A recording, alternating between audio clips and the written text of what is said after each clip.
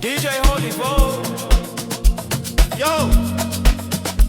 You're locked into Point 5 Creative Studios, where Africa's stories aren't just told, they're produced.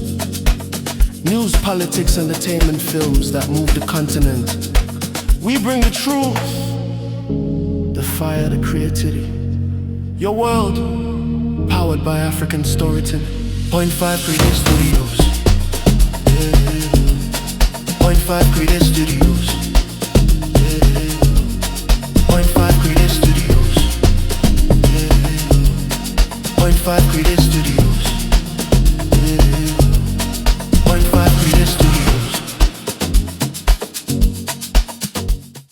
Zvaigara zvichindinetsa each and every time kuti sei MaZimbabweans achinzi akadzidza but marovero aanenge achiita haasiriyo.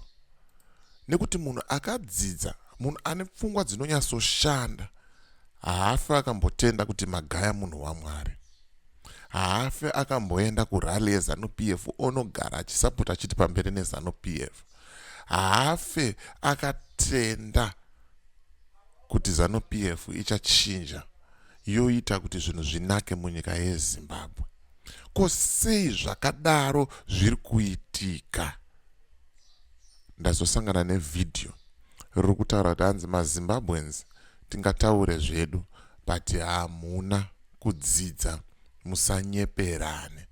Zvinoita kunge tiri kutukana, kunge tiri kuwanzirana, but chokwadi sometimes chinofanirwa kuti chingotaurwa sezvachiri, whether we like it or we don't, but chokwadi ngachingotaurwa sezvachiri. Vanhu voita sei? Vanhu voziva chokwadi.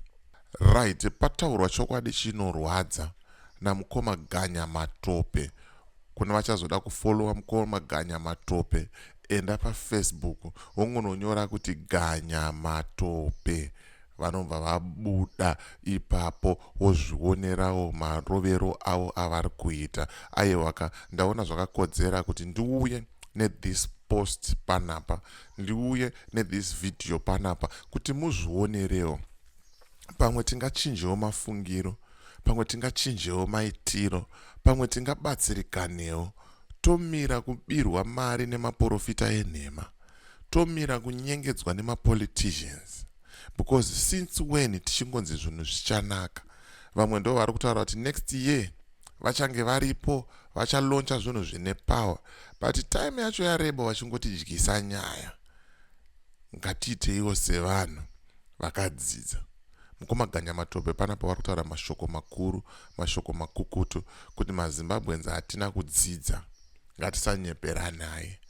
Imota ratiri kusvinwa namukoma Ganya Matope richatirwadza, but vari kuitira kuti tipore, tigare tazviziva, toita sober mind, toziva kuti machechi atiri kuenda yatiri kunobirwa mari, toziva kuti musangano yatiri kusapota iyi haina kana chayakatinakira. Ngationei video riri kubva kuna mukoma Ganya Matope. So me DJ Oli, the rest of the crew behind the scenes, it's bye for now. Ngatisangane mchi muvideo rinotevera. Pane imwe interview panel yandainge ndiri part of, ndakavhunza one of the candidates paya, ndikati kuri kuti wapiwa mukana ukuimprova education yemuZimbabwe, chii chaungaita? Zvikanzi aiwa ndingatomboiti pressure yekuchinja because tagara education yemuZimbabwe iri pamusoro. Zvikanzi uchitokombera dzimwe nyika vana South Africa nana Botswana, Zimbabwe iri mberi. Zvinotooneka kuburikidza nemaZimbabweans okuti nyange ukaenda kumusha right deep marural, anyone wanotaura naye anobva atogona kutaura naye nechirungu. Iri sign yekuti MaZimbabweans akadzidza. Ndakabva ndanyarara ndaona kuti uyu handingagoni kuenderera mberi naye, level yacho yokufunga kwake iri very very low. And haasiriye ega, ipo pano painternet pakatozara vanhu vanotozvidza kuti MaZimbabweans akadzidza kudarika dzimwe nyika. Zvazodai zvikadai, we are the most educated in the region. Rega ndikutaura chokwadi, makanyeperwa. Ende kunyeperwa makaita ndekuti imama muna kuzozivawo zvekare kuti chinhu chinonzi literacy kana kuti chinhu chinonzi education, kunyange zvazvo muchishona tisina mavara anopatsanura chinhu ichi, zvinhu zvakatosiyana. paitaura kuti MaZimbabweans akadzidza kwairehwa literacy, kureva kuti munhu anogona kunyora nokuverenga. Zvinizvo ndo zvinonzi literacy. Izvozvo tiri kumberi.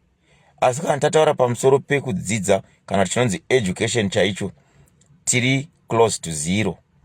Kana chiti munhu ari educated hazvirevi kuti ane degree, hazvirevi kuti akamboita 17 kana 24 years ari muchikoro, ane certificate zvazvidi zvikadii. No, that's not what we're talking about. Kana chiti munhu akadzidza, tiri kuti munhu anokwanisa kufunga. A person can think, a person can adapt and can solve real problems. Ndiye munhu atinotaura nezvake. A person who can reason, ndiye munhu akadzidza uyu. Dzimwe dzenguva unogona kutaura kuti munhu anogona kuita izvi haatogoni kunyora kana kuverenga, but that person is educated. Ipapo ndo patisingazivi right now. So we have a lot of people who are literate and they are shocked when things are not moving because they think they are educated.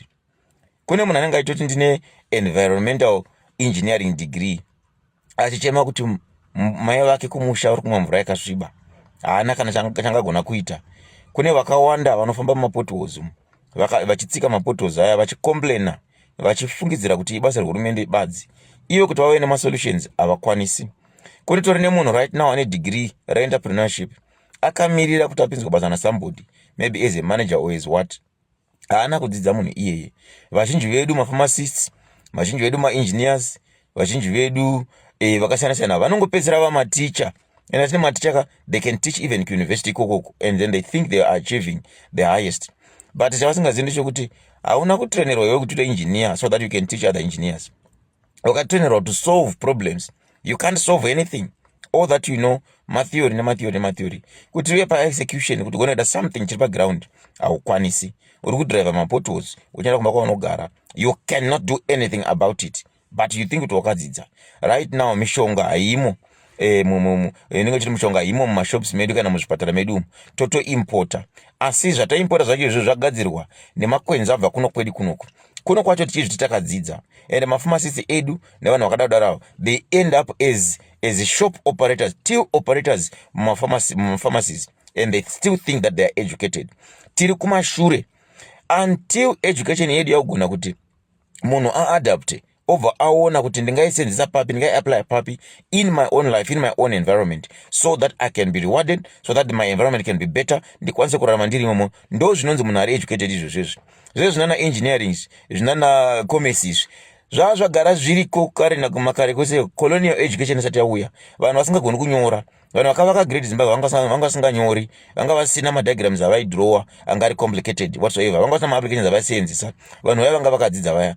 Trade routes and commerce angagara aripo, zvichitozikanwa kuti business inofamba so, ifamba so. Seasons aitozikanwa kuti inofamba sei. Miti chaiyo vaistudy kuziva kuti uyu muti unogona kusenzeswa kurapa chinhu, uyu haugoni kurapa chinhu, uyu unosenzeswa kuvesa moto, uyu unoita this and that. Vaigona kuita study seasons by looking at the reaction or what trees are doing. Vaigona kunzwa mhepo ichivhuvhuta, vakudza kuti mangwana masikati zuva rakunodoka mvura inonaya. Ndokudzidza kuya kwavanga vana kuya. Isusu this time manje chatinogona kuverenga, chatinogona kunyora. We can write a lot of things, but we cannot do anything. We read without understanding. Ndo zvatava kushota izvi. Yasvika nguva yokuti tichitsvaga education yakanangana nesu sema-Africans, yakanangana nesu sema-Zimbabweans. Because education ichasenza muno, clearly haisiyo inosenza kuAmerica. YekuAmerica haisenze muno, because kuno kwakatosiyana.